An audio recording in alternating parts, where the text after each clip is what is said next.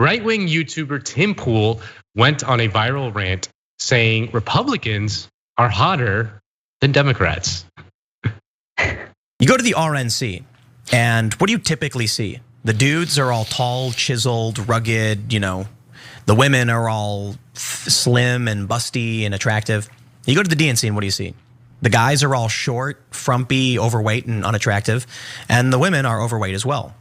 And I was reading something about why that is, and the general idea that I've come up with, because I was reading something about the trend being true. Generally, the Republicans have a skew slightly towards more attractive, and whether or not it's true because of one study is not the point. I will say anecdotally I've witnessed this, and so my conclusion is it's really simple actually. If you're a very tall, deep-voiced, attractive man, you're gonna get through life easier than a short, weak, out of shape man. And you're going to then think, if I could do it on my own, everyone else can too. Or at least you'll be like, I want to be left alone and succeed on my own because I've done better on my own. You take these other people who are unattractive and out of shape and they struggle, so they band together and form collectives and then vote for collectivism because life isn't easy, That is the definition of a lot going on there. And I want to get your reaction first to just your guttural gut punch reaction to that clip. I mean, look, I'm definitely not offended by it. I think it's silly, and it's especially rich coming from a guy who's wearing a hoodie in like 120-degree weather. Like it's so hot right now. Like it's just he will not take that beanie off. Oh yeah, I said hoodie, right? No, I meant beanie. My bad. Yeah. So he says, I'm just basing it on anecdotal evidence, but he doesn't give us any of that anecdotal evidence. He says that people at the RNC are like chiseled and ripped. Chiseled centurions, just like the abs glistening, through their Brooks Brothers Oxford. Anna, you and I are both veterans of the RNC. You've had some run-ins with certain very overweight, sweaty, pig-looking right-wing hosts at the RNC. Would you describe that man as a chiseled, square-jawed, just muscly, veiny guy? No, I would not. And if you want to go back and watch that interaction, I make it very clear that I do not find him to fit that description in any way. And I stand by that because the description was accurate, the way I described him. Okay, so give me more. I'm curious, where did this come from? So it's coming from this study, obviously it comes from his anecdotal evidence, of just him staring at the chiseled men. But it also, there's a study that was conducted in 2017. It was published in the Journal of Public Economics, and it concluded that the attractiveness of a candidate does correlate with their politics. They find that politicians on the right are more good looking in Europe, the United States, and Australia. And it starts by pointing out that Republicans are in fact quite shallow. In that sense, the researchers found that Republican voters care more about appearance than Democratic voters do. And it also says that the good-looking Republicans don't care about people because they care so much about themselves. It says our explanation is that beautiful people earn more, which makes them less inclined to support redistribution. The right look, conservative politicians look better and voters reward it. But this is the part that Tim Pool conveniently left out.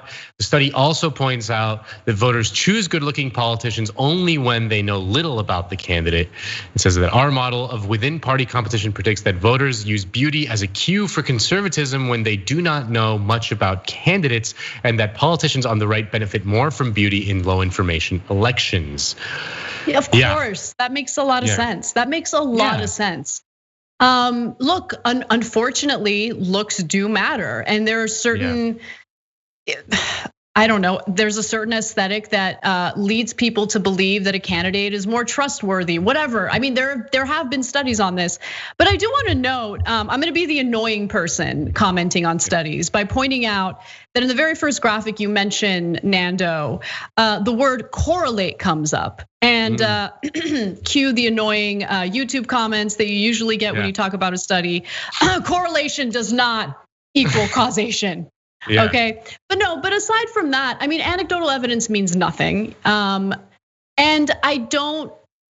There are some pretty good looking right wingers. There are good looking right wingers that I can't stand politically speaking, but let's keep it real. There are some like pretty Donald good looking left. He's hot. I think Kristi Noem is very attractive. I think she's a beautiful woman. And so, I think Sarah Palin was also very attractive. Someone pointed to me that despite despising Chad Wolf, that Chad Wolf is also attractive. I hadn't seen it until this was mentioned to me. And even though he's a fascist prick, he's, objectively good looking. So I'll be fair, but there's some serious hotties on the left. Yeah. He looks like David Dole. I'm sorry, David. I'm sorry, don't hate me. You're a wonderful person. I love David Dole. You should watch his show, but he does look like David Dole. And David Dole's a looker. He is. I've said that on the show before. Yeah. Sorry. No, there's some hotties on the left. This weekend on Jacobin's show, we interviewed Matt Karp. He's super hot. So yeah, anecdotal evidence. I mean, I don't know. When I was at the RNC, I saw a lot of barbecue sauce stained shirts with people who just like to, they twiddle their fingers before they eat something. They get the box of donuts and they're like, ooh, jelly filled. Oh my God. So look, I think we're fair. I think we acknowledge that anecdotal evidence certainly exists. I'm glad that you got into the study. But it would have been more palatable to hear this argument from someone who's not unattractive, Right. Yeah. I'm just keeping it like it's just. Oh, okay. We're bad people. We're bad. So he does take the beanie off time to time. Yeah, it is mean. It's okay. I can't stand this guy. So. Yeah. Yeah. All right. Just very chiseled men, just walking down the corridors of the RNC. Oh yeah. It couldn't be further from the truth. It just couldn't be further from the truth. Anyway, let's just acknowledge that. Working down the DNC either.